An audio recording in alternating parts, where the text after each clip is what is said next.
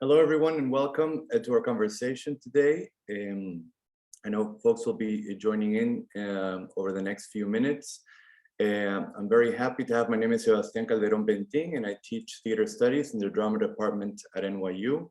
And I'm very happy to have here members of two very important theater companies, the SITI company and Theater Mitu. From SITI Company and Bogart and Darron West, and from Theater Mitu, Rubén, Polendo, and Justin and Nestor. And we're gathered here in between two productions. Theater Mitu's production is running right now at New York Theater Workshop, which I've seen is fantastic. And I'm seeing the SITI Company's Radio Macbeth next week. So in between these two productions, and we're taking some time to talk a little bit more deeply about ensemble, because both companies really have taken the practice of ensemble building as very much the core of their work, I would say. And so that's what I'd like to explore together a little bit of what do we mean when we talk about ensemble, and what do we mean when we talk about collaboration?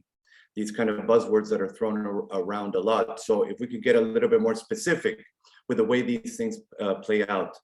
And I thought I would start with just a series of questions of the ways in which ensemble building is achieved in companies and through performance. And usually we think about building ensemble either through training and exploration. We build ensemble also through the construction of performance and then rehearsal and composition together. And then, of course, there's also an element of ensemble building when we face the audience together as a group, you know? So I think more specifically to think about these things are different modes of building ensemble in these three different phases. So maybe we can start, not with all three, but maybe with the first one. And maybe we can think a little bit about the way in which you work with training and a kind of more sense of open exploration as a mode of ensemble building. How has that worked out in your experience? And what particular practices and techniques for that ensemble work have you played with in the rehearsal room or on stage as well? You know, and welcome everyone. I'll jump in, which is, you know, you ask what is an ensemble? It's a great question to ask, because we asked ourselves, starting about 5 years ago, SITI Company started saying, are we an institution or are we a group of people? And it became a very important question, seeing as we were together for 30 years and what's going to happen as our bodies get older. Do we pass it on as an institution? And after many, many emotional discussions, we decided we're actually a group of people who got together 30 years ago. We didn't know if we'd last more than 10 years, right, Darron? We didn't. And then 30 years later, we're still together. So it became very central. So first of all, I think an ensemble is people, not an institution. And even though it's supported by an extraordinary administrative staff, SITI Company, that has kept it together over the years, it's really this, and the administrative staff would be the first to say, it's the people. It is the individuals who make a muscular group together. But in terms of training, we came together in Japan for the first time in the summer of 1992. In the mountains of northern Japan, at Tadashi Suzuki, the great Japanese director who's a decade older than I am, at his theater compound in Togamura. And the idea was between Suzuki and myself to bring together actors and to create a place which became Saratoga Springs in upstate New York, which would be a fellowship of theater people from around the world. That was what we wanted to do. But we started, because we're both directors, by doing 2 plays and putting them up. You know, I've got a farm, I've got a barn, let's put on a show. And we brought together actors who had trained either with Suzuki directly or had had his training or his company's training in their back pockets for a number of years, because he was interested also in working with the American actors. And what I brought with me was the history of the postmodern dance world and the experimental theater world of New York. Specifically, in terms of training, I brought the viewpoints training, which I had learned at NYU, Skirball Center, NYU, through the auspices of and the generosity of Mary Overly, the choreographer, who shared with me her work. And so here we came together, two companies, Suzuki Company and SITI Company just forming then, but all of the members of the SITI Company had Suzuki training in the background, and then either had also brought viewpoints with them or else learned it very quickly as part of what we did. So it made sense to train beforehand. We all were in agreement with that. So we did Suzuki training, and then we would do viewpoints training, and then we would rehearse the play, which is what we always do. Do Suzuki training, and then we do viewpoints improvisation, and then we rehearse the play, we stage the play. And finally, very early on, I would say less than a year into the formation of the company, the actors got together in the Moonlight Diner. What is that one on 6th Avenue? Made famous by Jonathan Larson. What is that name of that? Moon, whatever it is. And they got together and they said, what does it mean to be a company member? And the answer they gave to themselves, and they repeat this answer pretty much every year when they ask it, they say, we train together. That's what it means. Which sounds a little arbitrary perhaps, but it's not. It's actually foundational. I think it's the cement that keeps us together. It's the way we could do multiple plays on multiple continents in a short amount of time. It's the training that keeps us together. Mm-hmm. So that would be my offering to your good question to begin with. I think Darron would pretty much agree with everything I said so far, right, Darron? Absolutely. Yeah, absolutely. I'll jump in if I may. Thank you, Sebastián, and it's great. It's great to be here. It's impossible for me to speak about Theater Mitu in any kind of development as a company without citing the impact of SITI and of Anne as a friend and a mentor. I'll sort of do a little tangent and get to the question, but my company started with the work that I was doing in graduate school when I was at UCLA under the direction of an incredibly visionary director, Peter Sellers, who was really a remarkable mentor and friend and teacher. My undergrad training, as I often remind students, is not in theater. I came out with a biochemistry degree and a biochemistry master's, and had a massive left turn, much to the chagrin of my parents, into the arts after seeing some work from a Katakali company coming out of Kerala. And it changed my life. It really changed my life. And I realized that I was committed to, yes, experimenting, yes, exploring and innovation, and to making an impact, but my medium would not be science. It would be image making and storytelling and collaboration in the arts. And so the impulse towards a company really started by doing the only thing I knew how to do, which is to create a laboratory, to create a biochemistry research laboratory. It just happened to be that you scratch out the word biochemistry and it became art. And I use the term art because the exploration was really about looking at every aspect of art making. So it wasn't a particular mode. I wasn't even thinking theater. I was thinking all of it, really. I was thinking about everything from the visual to the cinematic, through the oral and the musical, and it really came together. And the only form that could hold all of that was theater, that actually held all those possibilities.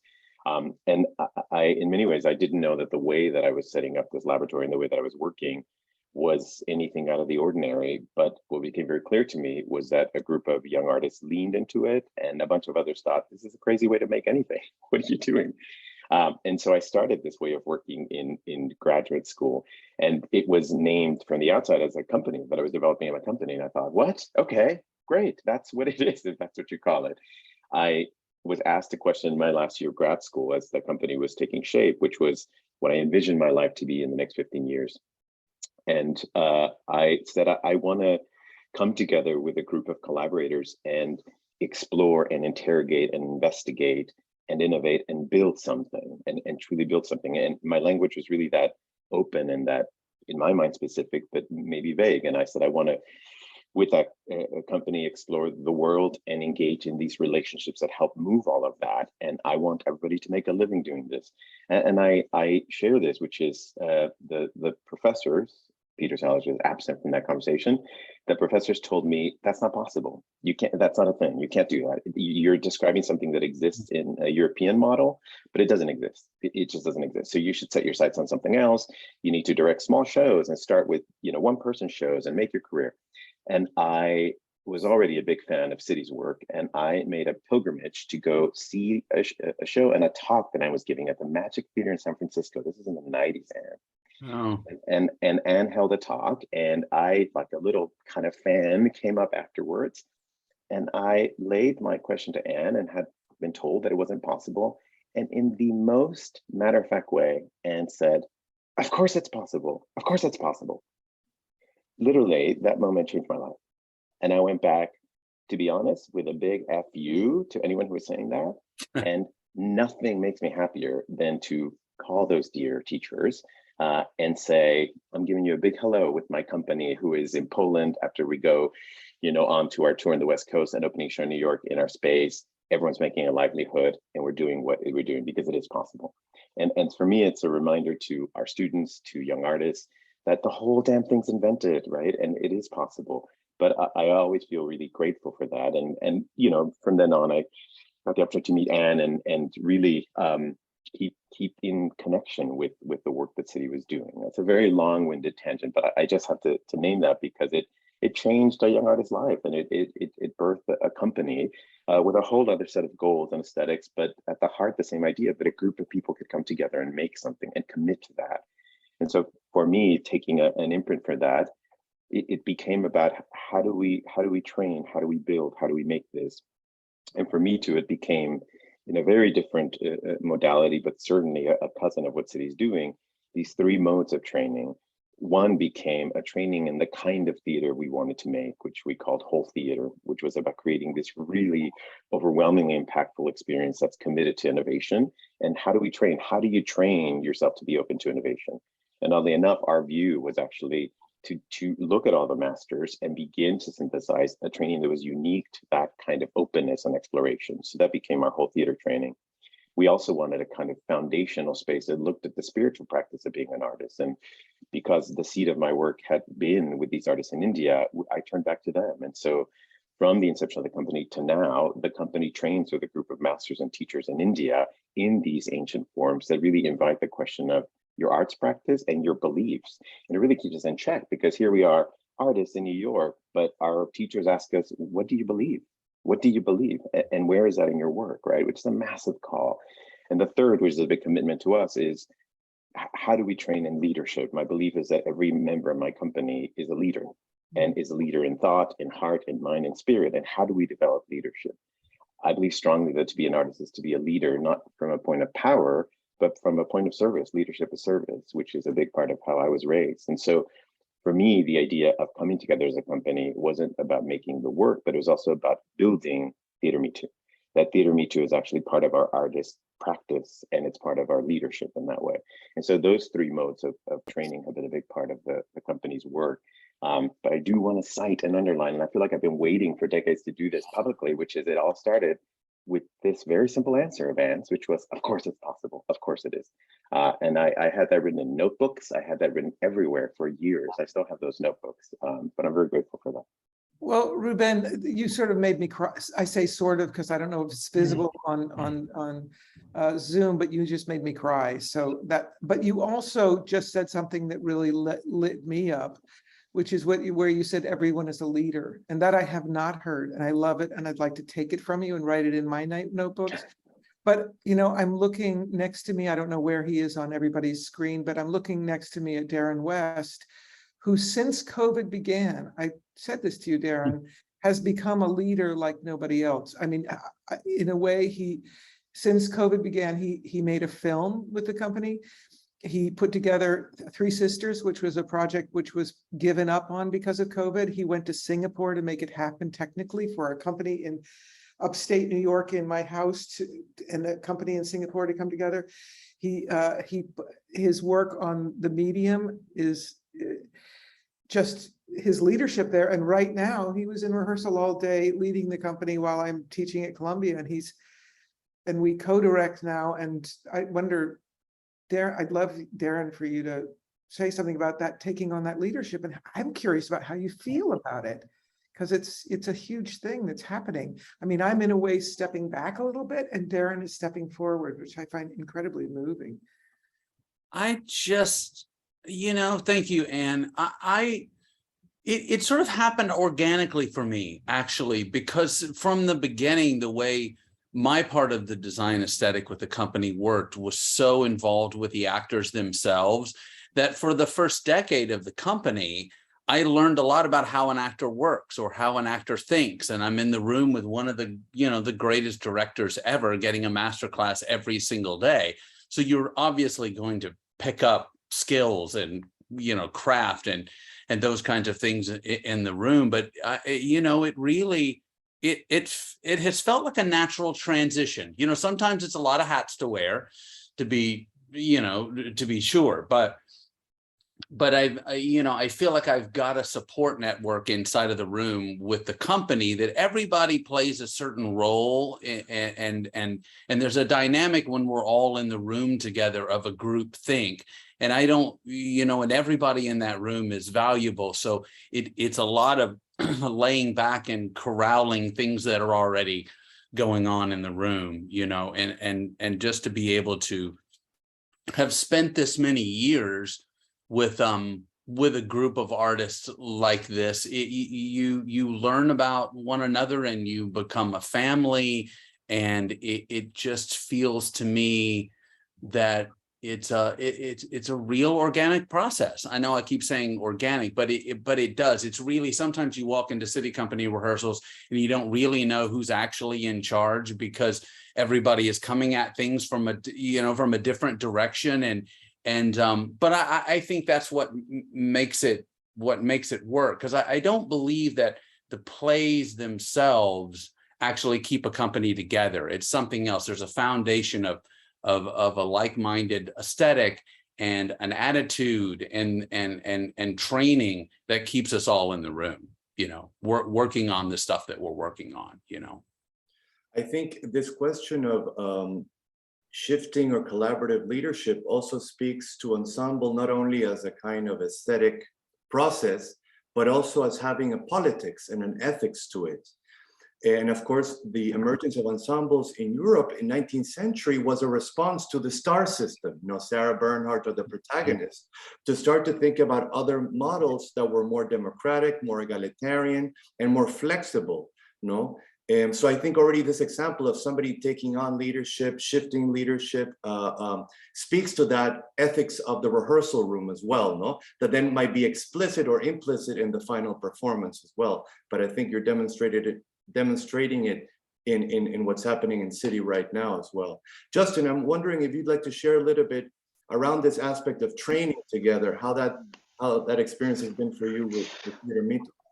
I encountered the company through training. I was not a founding or original member of the company, and so I met Rubén as a student, and I think the thing that the training ultimately taught and has carried through to, I think, how I define ensemble, is this kind of commitment to something larger than the individual. That much of the training I encountered with Mitu, and in a lot of the research and international training that we did, was this commitment to something bigger, that you were a piece of something much larger. And in some ways, I think the way that I articulate it today around the company is a commitment to a shared burden. And that burden is an artistic work. That burden is the growth of an organization, the sustaining of a group of people, which is its own kind of work, right? And to me, that commitment is really what is paramount, and the thing that we often train in, even if we're not doing our physical training together in India. We always joke that one of the best trainings that a young company member can get is actually helping run and facilitate the education program in India.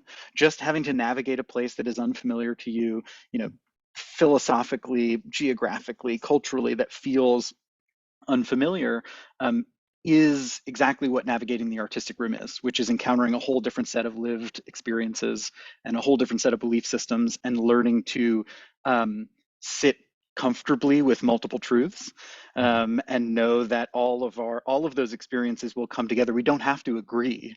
There doesn't have to be an agreement, but there does have to be this sort of ongoing reconciliation of the unique individuals and how they come together in a room. And so for me, that's the function of training, and continues to be the function of training, and how it's evolved over time. I imagine the training obviously provides a kind of, technique of the body and of listening and attention and all of this. But I imagine also training over time as an ensemble develops a language and shared vocabulary for that ensemble that is proper to those people in that room. And so there's the emergence of a kind of, a shared language proper to that ensemble that can only happen with, over time with training.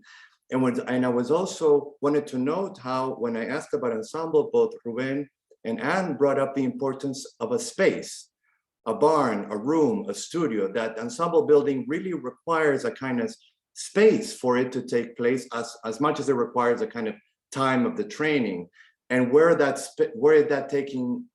is taking place also is not a neutral space. Now that space, I imagine, also informs both the training and the way the ensemble emerges. I was wondering if we could move or ask now about constructing, and in particular, I'm sure Rubén and Anne, you've worked with casts that are not part of your ensemble, and then you've worked with your own company. When you're working with an ensemble in your own companies, what do you feel is now available to you that would not be so common if it were, a show with a cast that you're working for the first time? What is it that that deep ensemble work suddenly allows in the rehearsal room now when we talk about creating performance? And do you think that is not offered outside of that context? No? I remembered the beginning of rehearsals for a piece we did called Death in the Plowman, which is a piece written in 1401 about why we die, why we have to die, why we can't live forever. It's a very profound piece of work. I remember, Darron, you kept leaving the room because it was upsetting you so much. You just kept finding other things to do. You put on some really obnoxious sound and leave. It caused something in you too, but it was hard. But what made it unique is that I remember Bondo said, because he played the plowman who goes to meet death, and his wife has been died in childbirth, and he goes, and she's played by Ellen Lauren in our production, and he goes to Stephen Weber, who plays Death, and says, "You cannot do this. You cannot take my wife away from me. It's just too impossible." And what goes on is a series of scenes. I think there was, I don't remember, 27, 32, that are so profound and discuss why we have to die and why we live. And Bondo turned to me and he said, "Unless you give us something impossible to do, we cannot make this play. I can't just act these words." He said, I said, "Really? Really?" He said, "Yes, you have to give us something that we can barely hang on to physically," or he didn't say physically, but I knew what he meant. And I went home and thought about it, and I came back with something that is nearly impossible to do, which is that each of the 32 scenes had 32 moves for each actor that had to be coordinated with the words. And I won't go into that because it's insane. That would never have happened with any other company. That they would say, make it almost impossible. I'm getting emotional just saying it. Make it almost impossible for them to pull it off with any success, and that they would do it, and they would trust it. The trust, the respect for one another is unfathomable. But that's it, right? I mean, I'm so moved by that story, and I think it's such an elegant manifestation of to your question, Sebastián, is the great gift that it is to work with my company is the ability to argue with them. And that always sounds like a strange thing to say, but I say that actually in the most sublime way, which is the individual who's part of the company is never at question. It's the argument, right? So I have a deep respect and admiration, and I think Justin Nestor can perform and design and think through anything, but boy, do we disagree. And I love arguing with Justin, and we get red in the face. And I'm like, but how can, right? But I know that the next thing after that argument is, want to grab lunch? Because that is one of my favorite, most inspiring people to be in a room with. And so I say this because when you enter a space that is this kind of a contracted model, right? Of like, nice to meet you, we're going to work together. By definition, there's all these social graces. And as much as I invite, like, argue with me, there's a sense of like, right, but I'm getting to know you, right? And with the company, the training and the rigor and the discipline and the respect that comes out of all of that leads into the ability for what Anne just described to happen, which is I'm actually going to argue with you, and the acknowledgement that my voice as director has the same potency as Justin's and as any other company member, that yes, I have a role to play as a director, but it is no longer one that is hierarchical, but that actually we come together as artists to make something. And I have to say, in the moment where I think the art of argument is disappearing, I'm even more grateful for that space with the company, truly, like in a way that like I miss it when I'm not in it. And I look forward to bringing up conversations, politics, the work. And it's the kind of argument that one has with any deep and trusting relationship, right? And to have it activated into an artistic mode. And my favorite is when we can't argue anymore. So the only way to argue is with our work. And so then we start making to actually do that. And that kind of sparring and argument happens. Then we're in business. And those are the rooms that I love. And when I meet new artists and they decide to either work with a company or like the collaboration with New Theater Workshop, I'm so grateful because my invitation is to join us, at least for this moment, in this way of working with Mitu. And slowly but surely it starts taking some traction. I feel like, and then we're out of time, right? But I have the great privilege of working for years in this relational space with the company. And yeah, I don't know if my favorite person to argue with has anything to add to that. I thought about interrupting you just to share how willing we are to disagree, but no, this is something in which we are in agreement, which is that our work, I think, in many ways in the last 5 to 8 years or so, I look at and really see as a staging of our collective disagreements. That is what we do now. Is because we have this ongoing argument that happens through the creation of work. I was actually, when we were working on American televisions, there was another designer who I was sitting next to, and Rubén came over and said, "Oh, can we change this thing, and can we cut these two things?" And I proceeded to take those two things and turn them up and make them brighter. And the designer who was sitting next to me was like, "What are you doing? He just asked to cut." And I was like, "He doesn't know yet. I'm going to put this out there." And of course, Rubén came back and was like, "Oh, wow, okay, now it works." But it's that level of familiarity that allows us to disagree. And there are times he'll come over and say, "Nope, still not happening," and we make the change. But there's a kind of shared respect and grace that allows for us to manifest those disagreements philosophically and artistically, kind of all at the same time. And it's very messy and I think very disorienting for collaborators that aren't familiar with it. But it feels like a game of chess or a boxing match, and I think we all really love that energy. I wish this were an evangelical church and I'd just be going, yeah, yeah, yeah, yeah. I agree so much about that argument. Yeah, absolutely. And creating that space where the challenge can really come from anyone. As you said, Anne, is the performer saying, make it more difficult for us, because that might take the piece in a stronger direction. So allowing for that kind of space, as opposed to a kind of instruction, streamlined kind of idea of a rehearsal process. Darron, I'm wondering if you'd like to add to what some of the comments people have already made. Darron, why did you hate that? You kept leaving the room. What was that about? I was thinking about it as you were describing it, and I was getting that flutter in my stomach that I got in those rehearsals, and that was years ago. I think the thing about when you're in a room with an ensemble, one of the things, your job description moves around quite a bit. So I think for me, I've always been a designer that sort of lays back in the gray area a little bit to see where the production is going and figuring out what my role in the kitchen making this meal is going to be. And so for that piece in particular, it was clearly a situation with Death and the Plowman that a structure was going to need to be created, and that was going to take some time. So I wasn't in a situation where I was going to be able to create the way I normally would be creating, which is having an emotional reaction to what I was watching and scoring against that, or coming up with ideas about what the sound design ended up being.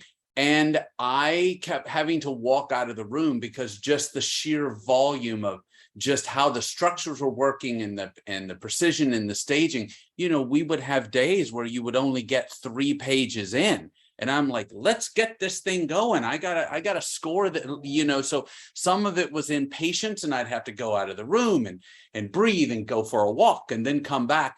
But I remember coming back into the room, and they were running back through a sequence that they had put together. There was no music, of course, going on. And we had these extraordinarily noisy radiators in the rehearsal hall.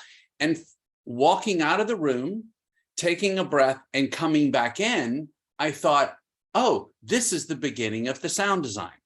This is, it sort of started, it made sense to me as to what this space was with these crazy air noises, and the design came out of just keeping my ears open inside of that rehearsal room, and it was a gift in a weird way. You know, it took a week for me to figure it out. But that's also the thing about working with an ensemble too, is you don't really have to know the answer immediately. The answer can develop inside of working on the piece. And that was a perfect example of that. Like it created a design that I wouldn't have normally made, frankly, you know. There's something about this disagreement that I think really allows us as a group to hone our ability to articulate and articulate through creation. And for us, what I think it's birthed a lot in Mitu is this kind of transdisciplinarity or interdisciplinarity. If I want to have an opinion about lights or sound or video or whatever, movement, text, then I have to engage in that articulation within that form and medium. And so in order to be a better arguer, in order to really feel like my voice is being present in the room, it's really forced us to grow a whole set of skills and a knowledge base that I don't think I would have done on my own.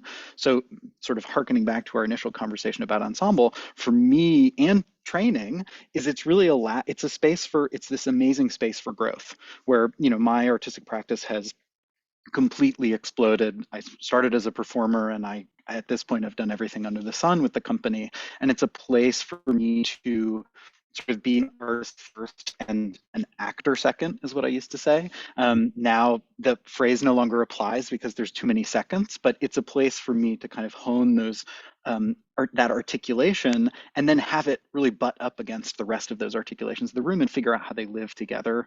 And yeah, it's really that disagreement has made me more articulate in my work, which I'm very grateful for. You know, exactly in that way, I've seen Darron go from being Ernie. He didn't know how to be in the room for our production of Picnic, and he became a character with his reel-to-reel tape recorder in the day, from being sound designer Ernie in the corner to becoming one of the best dramaturgs I've ever worked with in my life, to now becoming a leader of really a director. I've watched him transform, and it's so heartening, you know, to see that. And that happens exactly, you know, exactly as you describe it, Justin. So pushing up against those walls. See, I'm thinking here now, the ensemble is both a playground, as Darron says, a playground where the accidental, of course, is always warped into the process. There is no outside within this playground, but also, as Anne is mentioning, it's also a site of pedagogy.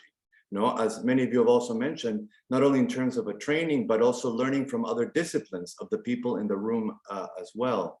And I was wondering, Anne, you brought up, and also Rubén, some ideas or values like respect and trust. And I'm wondering, those values don't, in ensemble work, they're not abstract. They're actually very concrete in terms of respect and trust. So you see in the process, the way in which these values, which can sometimes also become buzzwords, actually have a very concrete reality there in the ensemble room. So I'm wondering if you can maybe talk a little bit about the values you have found have emerged within your particular ensembles. Another one I can think of is humor, and the importance of humor also in building ensemble, and people's different sense of humor and playing off that also as well. So I'm curious about what values have emerged in the process of ensemble building over years for you two. Well, it seems rather than expanding the values, they seem to actually zero down into respect. I mean, as it gets more essential, the one thing you bring in the room is not outside the room. In other words, it doesn't matter how you feel about another person in the room, but you know that they have earned the respect to be there. Mhm. They have earned your respect. But you bring up humor, which I feel that's so important. And every time we start to fall apart is because we've lost our humor. And it's happened a few times where suddenly the humor goes away and suddenly you go, why the fuck are we in this room if we cannot find some sort of humor in this impossible circumstance we find ourselves in? And in those moments, it becomes like, well, should we be together? But when that humor comes back again, then you understand why. So I'm glad you brought that up, Sebastian. That's I think it's really essential.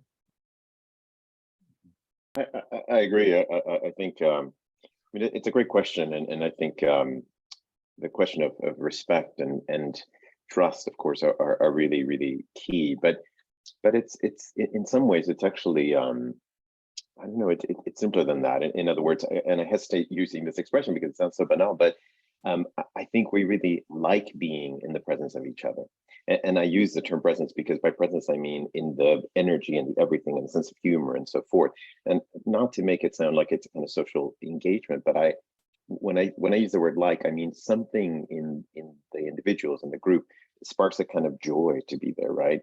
And that comes in humor, that comes in a lot of ways. But much like on a sighting, there's a moment that I'm always so grateful. It was many years ago where something happened, and that I think a combination of the individuals in the company and what we were going through, something about what we were making, and the company started losing its joy and got a little mean. And I always remember this, and it's actually Justin who called us as a company to actually say, what's happening? Because this is not who we are, and if that's who we're becoming, then I don't know that I want to be a part of it. And it was such a kind of, in many ways, you don't understand the values until one of them begins to leave you, right? Like it's just a given and you're there and it's working.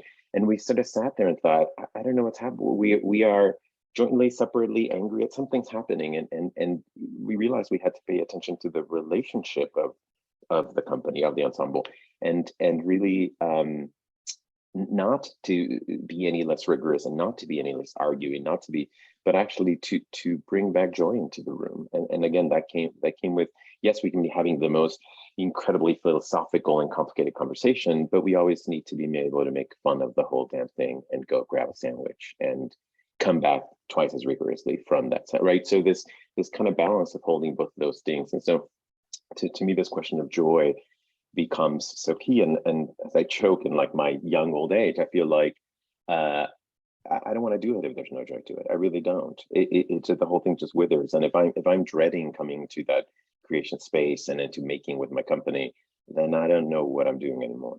And now I can be nervous. I can have a pit in my stomach. Like it manifests in a lot of ways. As I always say, joy sometimes looks like this, like I don't, right? But that doesn't have to look like just laughter. But there has to be that kind of drive, and it comes from the fact that I like being in those presences and in what we bring together, and it's exciting. I was just going to say that, when you work with a group of artists consistently over 30 years, you learn so much about them. And in some ways, I don't know if Anne, I think Anne feels this too, that there are certain moments when I'm in the rehearsal hall that I can actually predict, because I know these people so well, what the next stage of the thing that they're getting ready to string out in the room. And I think for me, one of the biggest things that's changed just for myself in the room of the SITI company is just working on patience.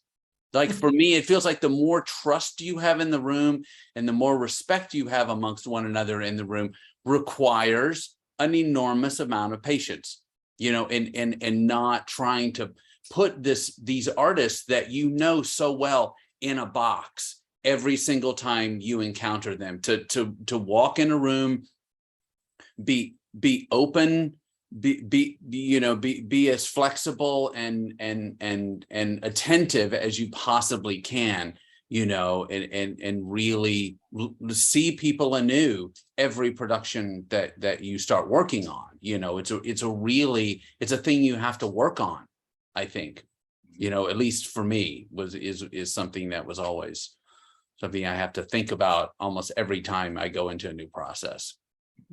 Yeah, there are these values that I think we share that are practices. I think a big one for us is, and it's in the name of the company, but what's mine is yours and what's yours is mine.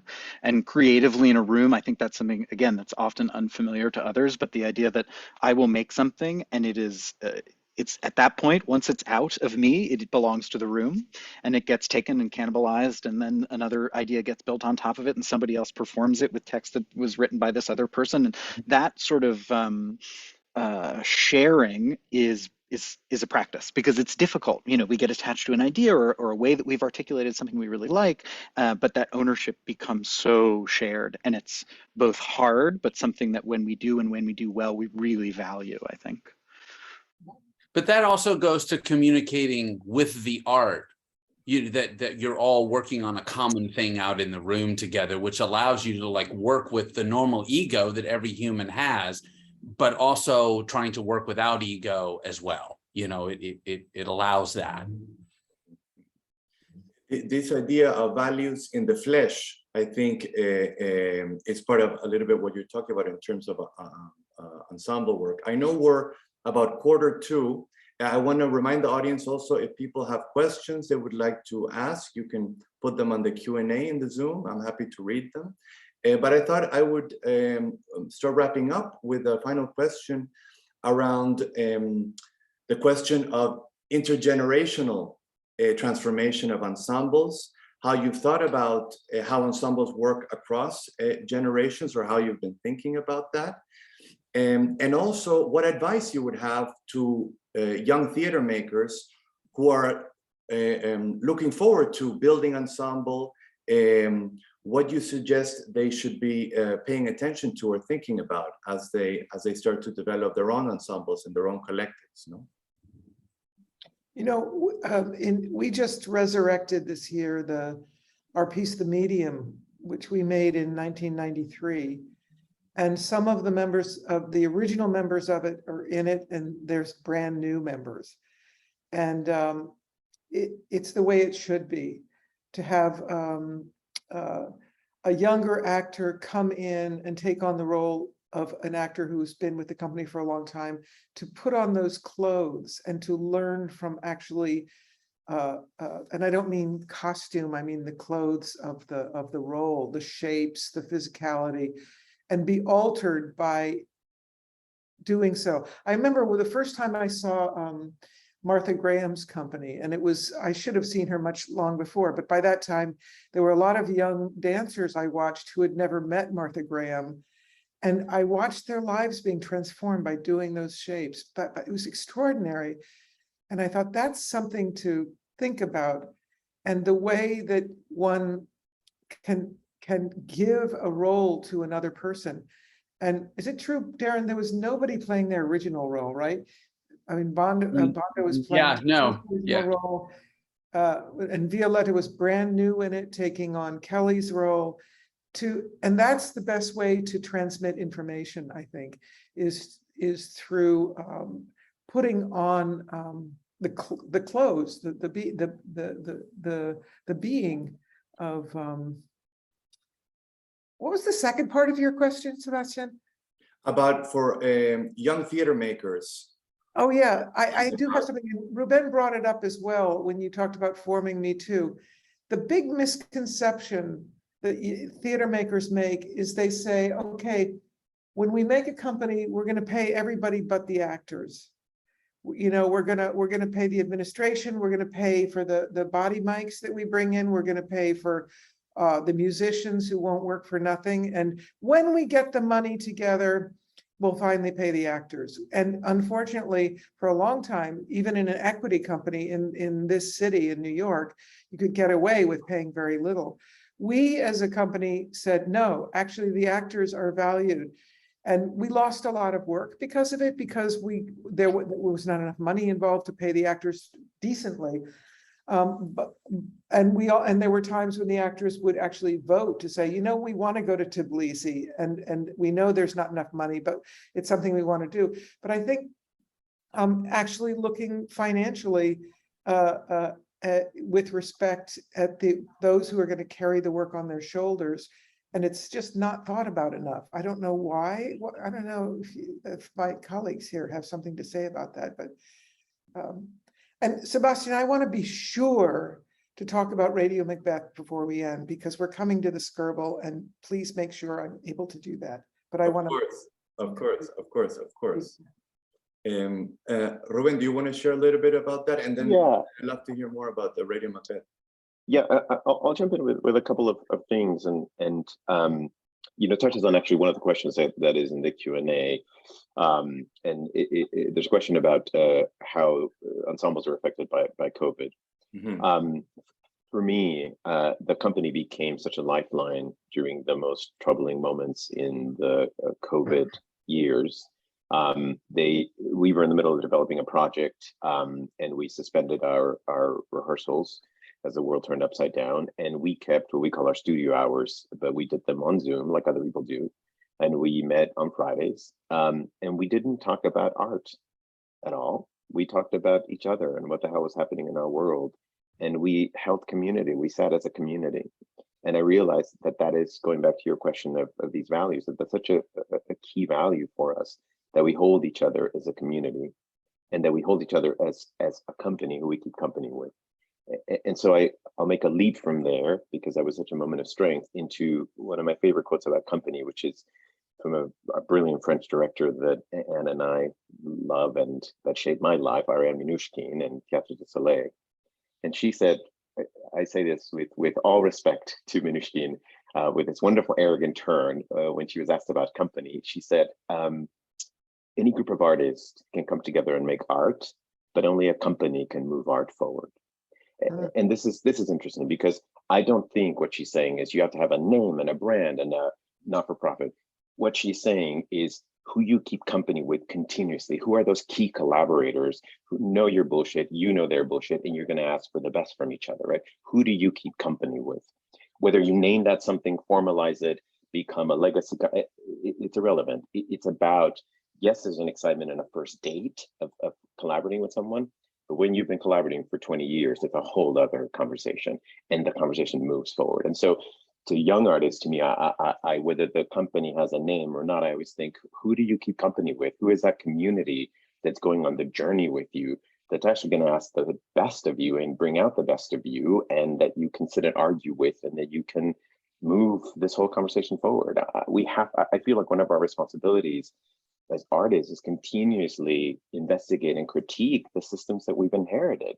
They're broken by definition. They have to be, right? They're inherited. And so this inheritance of not paying actors, this inheritance of having to do work in 3 weeks, this inheritance of having to kind of have people's half attention because they're doing 20 projects, it doesn't have to be that way. It actually can be reimagined and reinvented. And when the world says, is it possible? I go back to the words of Bogart and say, of course it is, of course. Does it take work? Does it take vision? Does it take persistence? Yeah, but even more importantly, why you have to sit in company with company who you care about, who matters, and who has made the decision that it matters. And as a last thought, I'll say, one of the things that I often remind students is, you know, oftentimes there's a question of like, does your work matter? And, you know, is what you're doing matters? And I will always state to them that it doesn't matter. It doesn't matter. Your work as an artist doesn't matter. My work as an artist, Theater Me Too, if we never made another piece, it doesn't matter. But we've made a decision that it matters, and it matters, and the work that we do matters. And SITI has made that decision, and the artists have made a decision, and we will commit to that because I believe it matters. The moment that decision isn't there, we're on wonky territories, and so you hold on to your company, and they remind you that it matters. And so to me, that would be the core drive that I wish I could impart on young artists as they enter the field. So just to throw that in there. You keep making me cry, Rubén. Stop it.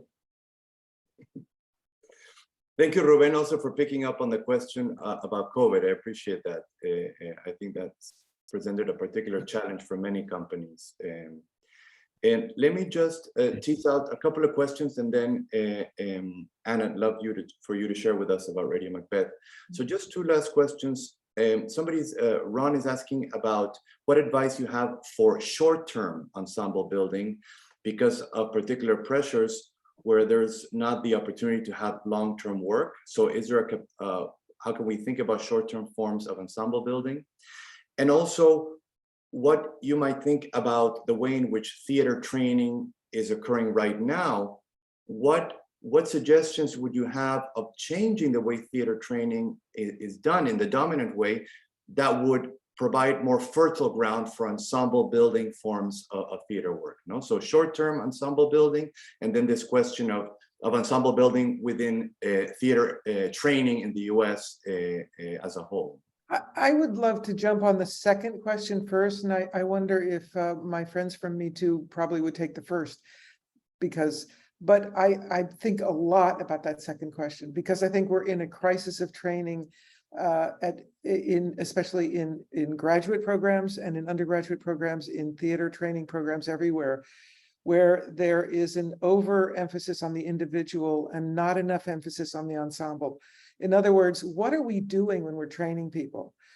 I'm afraid that our training is turning people into narcissists, as opposed to actors who are actually figuring out how to deal with difficult and tricky and dangerous issues, which is what every play is about, together, to face them, to embody them, to question them, to challenge them. I feel like the acting training right now is shying away from that. It has very good political reasons for that.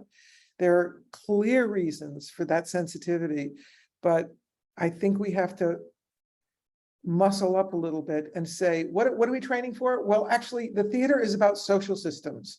Therefore, we need to train about how to create social systems. And every individual comes into the room and tries to figure out how to be a group. And that is the most of the training, and all of your technique helps you to make that, to move that forward. I feel that passionately right now. And I think we're in a dangerous moment for that exactly. I couldn't echo that more. I agree, and I would only add that I think for me as in the teaching space, I think so much of it has been the absence of teaching leadership as part of being an artist. Yeah, that you're supposed to sit there and stay in your lane and do quietly, and if you're not, you're being problematic. And I think there is a way to teach grace and valor and rigor and discipline and openness and a thought of the community you're in. And so everything Anne is saying is key. I think to the first question about short-term ensembles, you know, one of the again, I speak to students all the time about this. One of the questions that seems so wild to me that doesn't get asked when a group of artists comes together for the first time to build something is to come together and discuss how they're going to work together. Mm-hmm. Like to be like, how do you work? How do you work? How do you, let me tell you how I work. How are we going to work together? Literally, collaborations come together and go, great, first read through or first improvisation, and we're just going. And I think no one has sat and discussed, maybe you work through music and you work through text and you love physical stuff and you come out of musical theater, but secretly want to be a dancer. Like, how are these things coming together so that we can create a potent? And that conversation does not take 2 weeks. It literally is like a couple of hours of chatting, I think, can get a great boon in the way you would with the beginning of any relationship. And so to me, then that can shape the training, and that can be, hey, well, let's start, you know, every rehearsal with you taking a lead here, and then by definition, leadership takes hold. But that key question of how are we going to work as this group on this project in this moment, I think is such a key thing that doesn't get asked often and brings an ensemble together. Yeah, creating before you craft is the big thing, I think, in those short-term collaborations, that we sometimes forget that the act of creation together is foundational and will appear in the piece, even if what you've created never appears in the piece. And I think often that gets put aside in a fear of not having enough time, but crafting, you know, and setting aside that time to learn, talk about how you're going to work together, learn how you actually work together before you start the work, as it were. I think that gets forgotten as part of the work. That's my 10 cents about fast collaborations or short-term collaborations.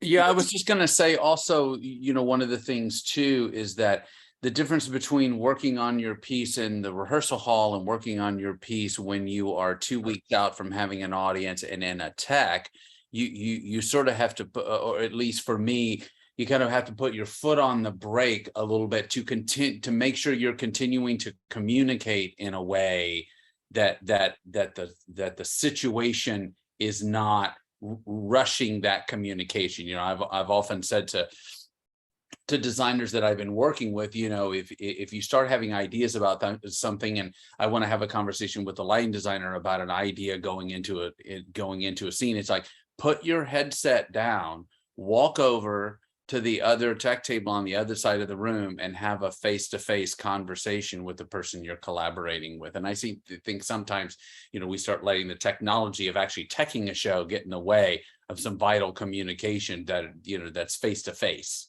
you know.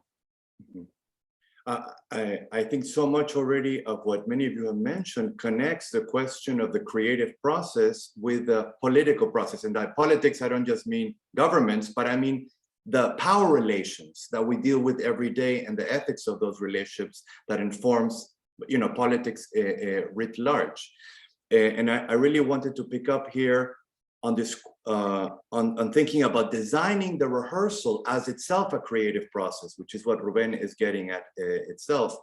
And also the way in which, particularly in the US, the dominance of a kind of neoliberal, hyper-individuated subjectivity that Anne is talking to has informed theater training, and how it's so important to push back against that and reaffirm the sociality, the interrelatedness that is not only at the heart of theater, but of the social itself, no? That keeps getting denied in all these ways, no?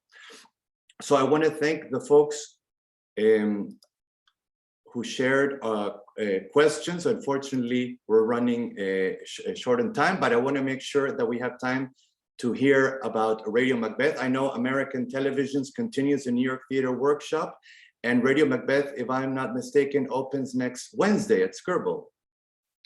Yes, and it's I think a display of ensemble and a display of how an ensemble works. I think we tried to you can see inside of it the creative process. It's one of the few shows that actually does that, because you see a group of people who are rehearsing a play and it turns into a full-blown play, and you never thought it could get there.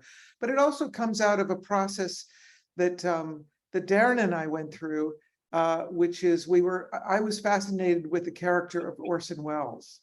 And we were working on a big play about Orson Welles, written with us by Naomi Azuka. And Darron had the idea of saying, you know, Stephen Weber is playing Orson Welles. Why don't we do War of the Worlds, the radio play in which Orson Welles scared the world in 1938 or 39, whatever it was. And we went into this little room, off time. We weren't thinking equity hours or anything. And Darron, really on Darron's shoulder, I was there with him co-directing, but it really was Darron's vision. We made this little play, War of the Worlds, which we're also doing in a couple of weeks at the West Bank Cafe. We're bringing both. And we toured it a long time. It just was a little piece that could. The big piece about Orson Welles was much too expensive for people to bring. But this was a short little, what do you call it? The little engine that could. And then at a certain point, Darron and I looked at each other and we said, we should do other radio plays. What else did Orson Welles do? And we came up with, I don't remember, because I can never remember who has what idea, but oh, he did a Macbeth. How would he have done Macbeth? How would he have rehearsed it? What if he worked with his company, the Mercury Theater, which was Mercury Theater group of actors, which became Mercury Theater on the Air when they did radio? What if we can resurrect those people? So you see a company playing a play. And in that, you see the process of making a play and a group of people coordinating in such a way that the power of the play takes over. And it doesn't become about the companies, it becomes about this incredible story that Shakespeare wrote. So I know that I share this with SITI Company. We really look forward to sharing it. And it's only happening Wednesday through Saturday in the middle of October. So we just, we're looking forward to sharing it and looking forward to the conversations that ensue. And it is followed by a couple of weeks of performances in a very tiny space in the downstairs from the West Bank of the radio play War of the Worlds. So it's a festival of Orson Welles. Well, I'm very excited for it. I'm going with 2 of my classes to go see Radio Macbeth. So I'm very much looking forward to it, and then our discussion in class as well. So I wanted to take this time to thank all of our panelists for joining us, and Rubén, Darron, and Justin. Thank you so much for sharing. It really has been a great conversation. And I also want to thank all of you who have joined us for the conversation as well tonight. Thank you so much. Take care, everyone. Thank you, folks.